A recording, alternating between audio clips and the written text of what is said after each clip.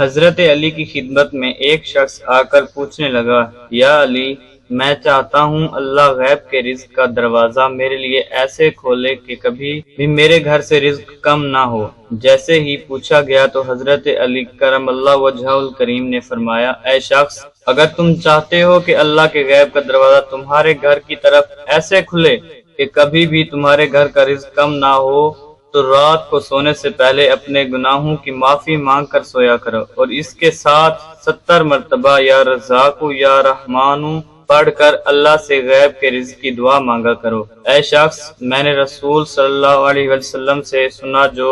شخص اپنے گناہوں کی معافی مانگ کر دعا مانگ کر سوتا ہے تو اللہ اپنے غیب کے رزق کا دروازہ ایسے کھولتا ہے کہ فرشتے گھر کے گرد چکر لگانا شروع کر دیتے ہیں، اور یوں اس کے گھر کا رزق کبھی کم نہیں ہوتا۔ مزید ایسی ویڈیو کے لیے چینل کو سبسکرائب کریں، لائک کریں اور کمنٹ کریں۔ شکریہ۔